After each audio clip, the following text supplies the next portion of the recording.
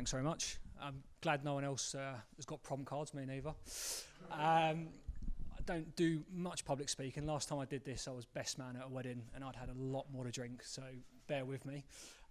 Today I'm going to be talking around a key aspect of sales, and that's the cold call. That's making a call, making things happen. To explain why I'm going to talk about that, so as introduced, my name is Mark, I work for a company called Refract, and I've got two roles there. So I'm a quota-carrying sales rep, and the other is what our platform does, it analyses call recordings and tells you what's happening. And I spend 50% of my time with our clients helping them understand what good looks like from their sales conversations and how they can coach their reps to have better engagements in their outreach. So we've analysed hundreds of thousands of calls, and today I'm going to be talking to you about the cold call, why it's still important and why you should be doing more of it. Just scanning the room, do people here make cold calls? Raise their hands. Fantastic, because this was going to die pretty quick if not. So I've been in sales for just over 10 years now, and loads has changed in that time, except cold calling. There we are. Someone go get that. We are. Tristan. Where the hell was I? If only I had prompt cards. The cold call, yes, absolutely. So first of all, I'm going to tell you what you should do before you even make a cold call. There's a few tips here. These may sound really obvious, but the first one is to research. There's no excuse in this day and age for not researching. And I don't mean who they are and their job title. I mean what industry are they in? What challenges are they likely to face? What language do they use on their LinkedIn profile? The next comes back down to LinkedIn.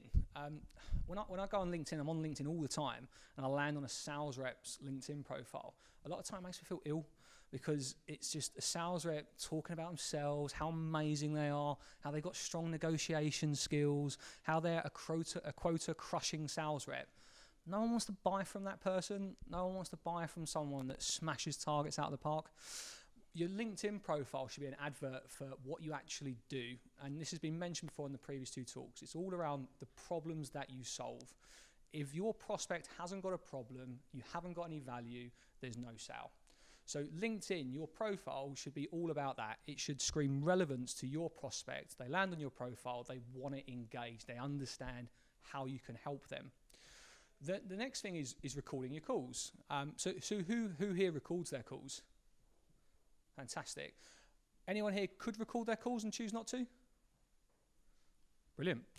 So I record every single one of my calls, and the reason for that is if I'm not recording my call, then I'm not truly listening. I'm sort of writing notes, and I've got crap handwriting. I'm not listening to potential buying signals. I'm missing potential nuggets of information. And if that call's successful, I'll listen back to it and I'll use that to prepare for my next stage. If it's unsuccessful, I'll listen back to it and I'll look to understand how that could have improved. The final thing is really just blocking out time in your calendar. Sporadic cold calling doesn't work. You've got to set aside 60 to 90 minutes and have it in your calendar and treat that as a meeting. It can't be moved. You are busy at that time, and that's when you sit down and make your calls. So going on to the cold call then and actually making that call, you know, there's a lot of people making a lot of noise around cold calling being dead, and good, because that means not as many people are calling your prospects as what you can be. The reality is prospects are really sick and tired of getting shitty, crap, generic emails into their inbox, and everyone's fighting in that space. The phones aren't ringing, so you should be calling your prospects, and I'll share with you the calls we've analysed, what we found works. So I always start my cold call with exactly the same thing. I say, and we call the prospect James. So I'll say, hi, it's Mark Ackers, calling from Refract. We've not spoken before. Can I take 35 seconds to explain why I've chosen to call you? And I'll tell you from the data why that works. Your prospect, when they answer the phone, they have got 2, maybe 3 questions immediately in their mind. Who are you? Where are you calling from? What do you want? So if we know that, let's embrace it, let's own it, let's control it. So if we break that down, hi, it's Mark Ackers, they know who I am. Calling from Refract, know where I'm calling from. And then I put them at ease. I say, we've not spoken before, so they don't feel like they've got to rack their brain, do I know who this guy is? And then you say, can I take 35 seconds to explain why I've chosen to call you today? Now, the two key elements here are, 35 seconds. The reason that works is because most salespeople say, have you got a minute? Have you got 2 minutes? That feels like just a random throwaway comment. 35 seconds feels like a really carefully considered amount of time. And then you move on to the why I've chosen to call you today. Humans are curious. People want to know why. And again, it feels like it's carefully considered. I've chosen to call you. The reality is you're just next on the list, mate. It's true.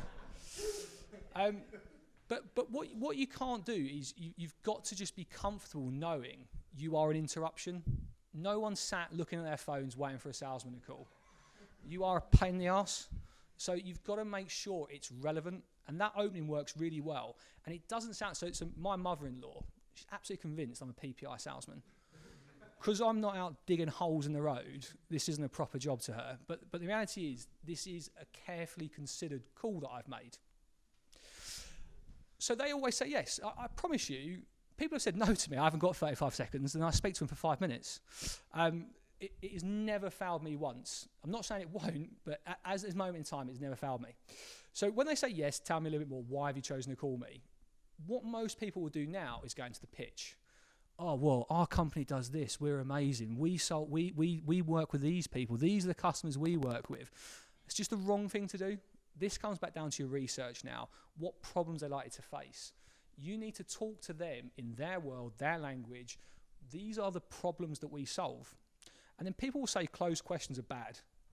Bullshit. Closed questions are really good. Do you want to buy my product? Fantastic closed question. So what you do is you position a problem and you say, does that resonate with you?